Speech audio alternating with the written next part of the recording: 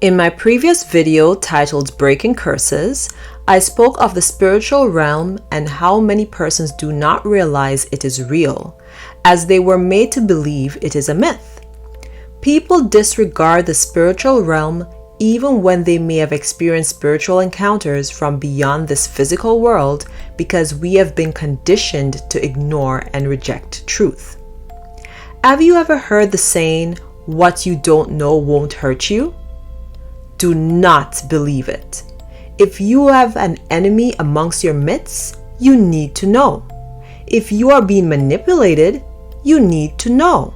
If there is danger coming your way, you need to know. And if you are under spiritual attack, you need to know.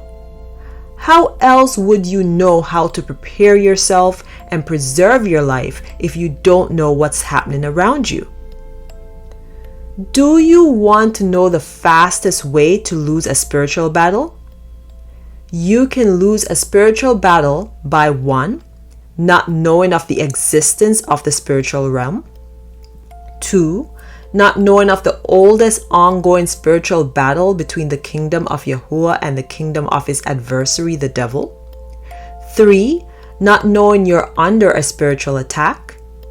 And 4. Not having the Most High Yahuah's protection. With all that said, the focus of this video is to help you understand spiritual warfare. Please note this is a case of iron sharpening iron per Proverbs 27 verse 17, which reads, "As iron sharpens iron, so a man sharpens the countenance of his friend." Everyone must put in their individual effort or work of studying the scriptures for themselves, however, to be successful in their warfare. Okay, so let's start off with instructions which were left for us, warning us of the spiritual realm. In Ephesians 6 verse 12 it says, "For we do not wrestle against flesh and blood, but against principalities, against powers, against the rulers of the darkness of this age, against spiritual hosts of wickedness in the heavenly places." This Bible verse is showing you that the spiritual world exists and our real fight is not against people, but rather against spiritual wickedness. Hence, human beings are used as vessels by Hasatan, his demons and unclean spirits, to carry out his spiritual attacks in the physical world. Many people don't know when they have encountered a demon sometimes because they are expecting something scary looking as shown in movies, when in fact demons mostly operate and speak to you out of the mouths of other human beings. Human beings, as well as animals and things, are vessels which are susceptible to demonic influence or possession. If the Ruach HaKodesh does not reside in you, your vessel is open, and these demons or unclean spirits will try to take up residence in your body and build strongholds in you, starting with your mind, since the mind controls the rest of a person's being. This verse also shows that in spiritual warfare, our rulers, along with their power and their authority, are also used against us to wield spiritual control and oppression. Yes, these include monarchies, country leaders, and other authority figures such as employers, heads of household, etc. We must be aware and sober at all times to recognize these attacks. As 1 Peter 5 verse 8 warns, "Be sober, be vigilant, because your adversary the devil walks about like a roaring lion, seeking whom he may devour." You don't believe the devil and his demons are here on earth with us, seeking our spiritual destruction and eventual physical demise?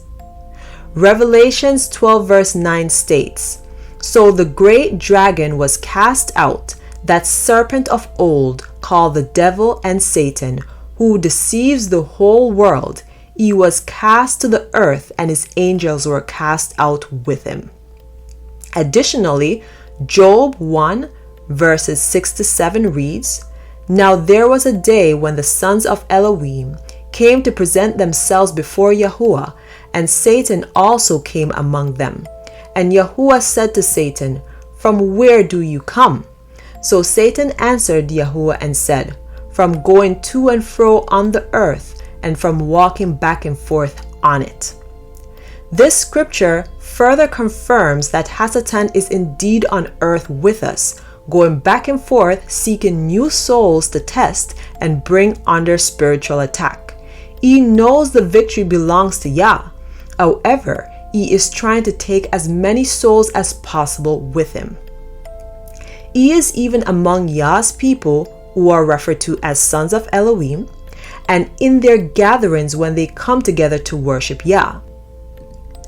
This shows that even if you are one of the Most High's people, you will still get tested or come under spiritual attack. So you must ensure you remain firm in Yah while applying His word, which He has provided for you in the scriptures. This walk is not for the faint of heart. I repeat, this walk is not for the faint of heart, but it is worth it.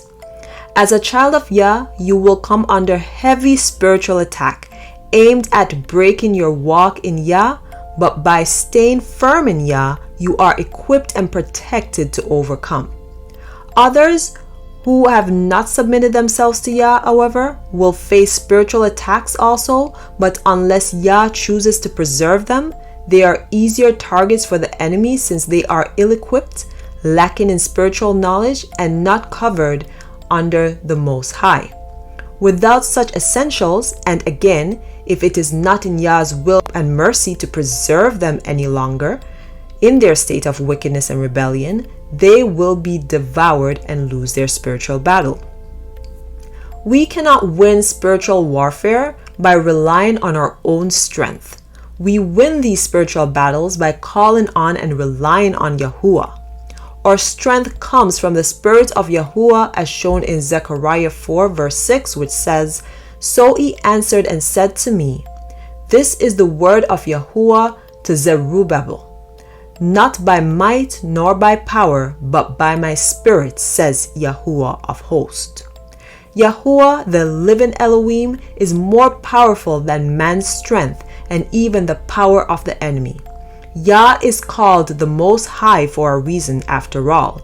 It does not get any higher than Him. For those of us who are covered by Yahuah through covenant with His Son Yahusha, 1 Corinthians 15 verse 57 reassures us, "But thanks be to Elohim, who gives us the victory through our Adonai Yahusha." 2 Thessalonians 3 verses 3 also reassures us, "But Yahuah is faithful, and He will strengthen you and protect you from the evil one."